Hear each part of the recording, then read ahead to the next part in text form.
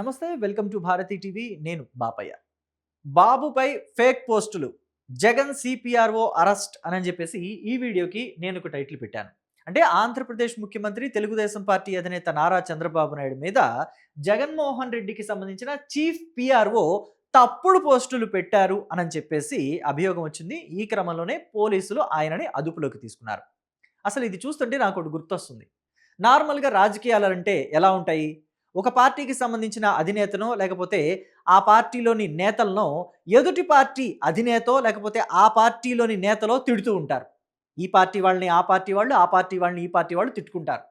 ఇంకా ఇప్పుడు టెక్నాలజీ ముందుకొచ్చింది కాబట్టి అసలు నేతల వరకు కాదు, కార్యకర్తలే సోషల్ మీడియా వేదికగా ఒకళ్ళ మీద ఒకళ్ళు విమర్శనాస్త్రాల్ని సంధించుకుంటున్నారు, దుమ్మెత్తి పోసుకుంటున్నారు, నిప్పులు చెరుక్కుంటున్నారు ఒకళ్ళ మీద ఒకళ్ళు.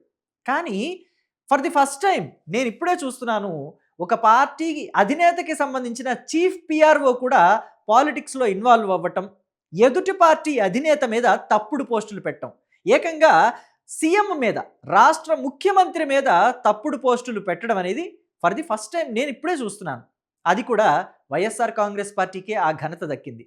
జగన్మోహన్ రెడ్డి చీఫ్ పిఆర్ఓ పూడి శ్రీహరి చంద్రబాబు నాయుడు మీద తప్పుడు పోస్టులు పెట్టారట. దానికి సంబంధించిన ఇన్ఫర్మేషన్ ఇప్పుడు ఆంధ్రప్రదేశ్ పోలీసుల దగ్గర ఉంది. సో ఆంధ్రప్రదేశ్ పోలీసులు వెంటనే ఆయన్ని అదుపులోకి తీసుకున్నారు. ఇదిగోండి ఇక్కడ పెట్టారు చూసారా, YSR Congress party social media అప్పుడే యాక్టివేట్ అయిపోయింది.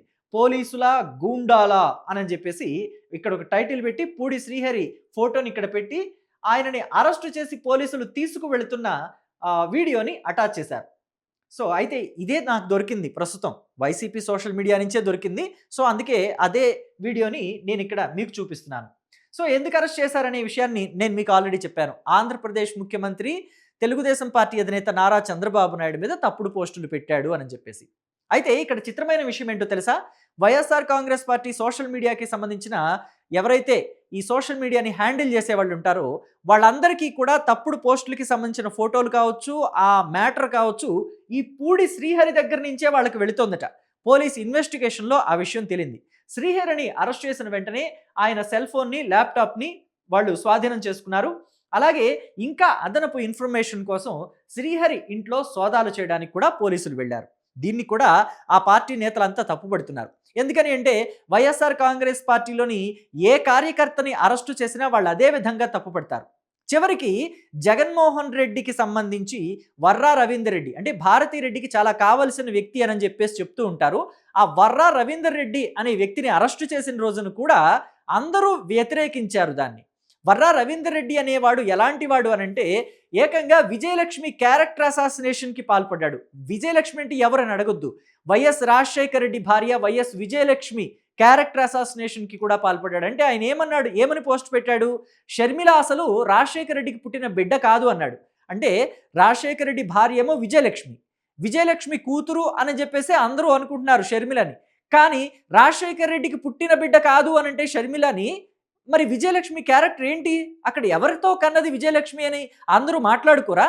ఇలాంటి వాడిని అరెస్టు చేసినప్పుడు కూడా వైఎస్ఆర్ కాంగ్రెస్ పార్టీ కార్యకర్తలు, నాయకులంతా కూడా ముక్త కంఠంతో ఆ అరెస్టుని వ్యతిరేకించారు అని అంటే ఏమనుకోవాలి ఆ పార్టీ వాళ్ళని?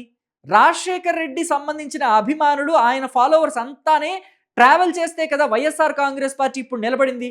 అలాంటి రాజశేఖర్ రెడ్డి భార్య క్యారెక్టర్ మీద మచ్చ వేసిన, ఆవిడ శీలాన్ని శంకిస్తూ నీచమైన పోస్టులు పెట్టిన ఆనాడు అందరూ కూడా ఎందుకు అతన్నే సపోర్ట్ చేశారు? అంటే రాజకీయం కోసం ఏమైనా చేస్తారా వైసీపీ నాయకులు? సో ఇప్పుడు కూడా నేను మీకు ఒక మహిళా నాయకురాలు గురించి, ఆవిడ మాట్లాడుతున్న మాటల గురించి చూపిస్తాను, చూడండి, మీరే వినండి. చూడటం ఎందుకు, విందురు కానీ మీరు. అందరికీ నమస్తే, అస్సలాము అలైకుం, వందనాలు.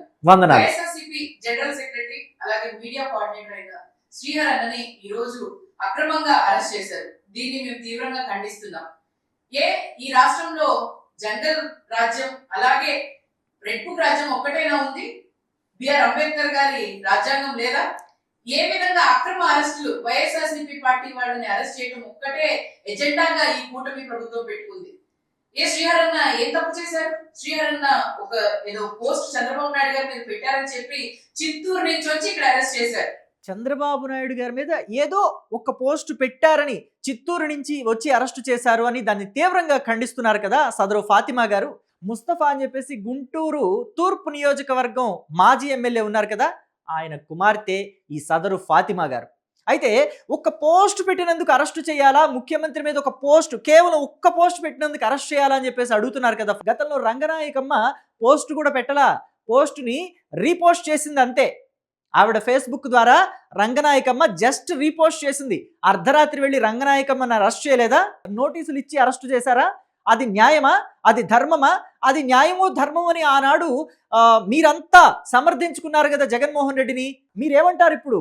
ఎందుకు దీన్ని వ్యతిరేకిస్తున్నారు మీరు అని చెప్పి తెలుగుదేశం పార్టీ వాళ్ళు క్వశ్చన్ చేయరా ఏంటి? మరి జగన్మోహన్ రెడ్డి గారిని సైకో అన్నప్పుడు, అలాగే జగన్మోహన్ రెడ్డి గారి మీద ఎన్నో వ్యాఖ్యలు, ఎన్నో మరి అసభ్యంగా మాట్లాడినప్పుడు ఏమయ్యారు? జగన్మోహన్ రెడ్డి గారిని సైకో అన్నారట, అందుకని ఫాతిమా గారికి కోపం వచ్చింది. మీకు విషయం గుర్తు చేయాలి, లోకేష్ మంత్రిగా ఉన్నప్పుడు ఆయనని పప్పు పప్పు అని ముద్ర వేశారే, ఆయనని ఎన్నిసార్లు పప్పు అన్నారు? మీ పార్టీలోని కొడాలి నాని, వల్లభనేని వంశీ, ఇంకా జోగి రమేష్ ఇలాంటి వాళ్ళు, రోజా లాంటి వాళ్ళు, పిల్లపిత్రే అంది రోజా. మరి రోజాకి ఆనాడు మీరు శుద్ధులు చెప్పలేదే? కొడాలి నానికి, వల్లభనేని వంశీకి ఆనాడు మీరు శుద్ధులు చెప్పలేదే? మీరు ఆ బాటలు వేశారు. ఆ బాటల్లోనే ఇంకా మీ వాళ్ళు నడుస్తూనే ఉన్నారు.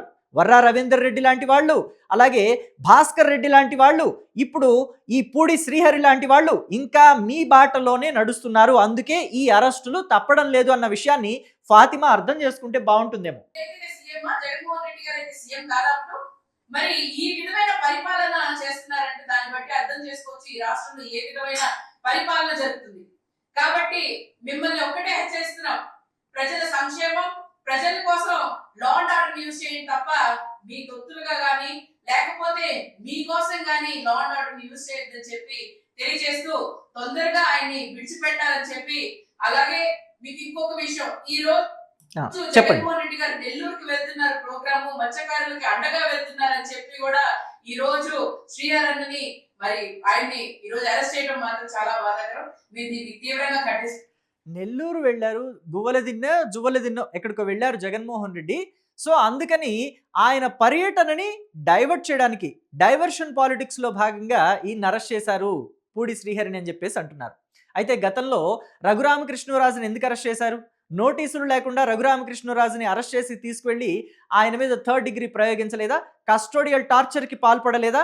దాన్నేమనాలి? ఏ డైవర్షన్ పాలిటిక్స్ అనాలి వాటిని? చంద్రబాబు నాయుడిని అరెస్ట్ చేసినప్పుడు ఏమైనా నోటీసులు ఇచ్చారా? ఎందుకు అరెస్ట్ చేస్తున్నారు, నాకు నోటీసులు ఇవ్వండి, ముందుగా ఇన్ఫర్మేషన్ ఇవ్వాలి, ఎటువంటి ఇన్ఫర్మేషన్ లేకుండా అరెస్ట్ చేయకూడదు అని చెప్పేసి ఆయన చెప్పినప్పుడు మీరేం చేశారు? ఆ రోజు దాన్ని ఏమన్నా ఫాలో అయ్యారా? చంద్రబాబు నాయుడు నోటీసులు ఇమ్మన్నారు, ఎందుకు అరెస్ట్ చేయాలో ఒక కారణం చెప్పాలంటున్నారు, పూర్తి డీటెయిల్స్ కావాలంటున్నారు, ఒక ప్రాసెస్ ఉంటుందంటున్నారు, ఆ ప్రాసెస్ ప్రకారం ఫాలో అయ్యి ఆయన అరెస్ట్ చేద్దామని చెప్పేసి ఆనాడు పోలీసులు ఏమన్నా వెనక్కి వెళ్ళారా? సో ఎవరికి ఎలాంటి ట్రీట్మెంట్ ఇవ్వాలో అలాంటి ట్రీట్మెంటే దేవుడు ఇస్తున్నాడు.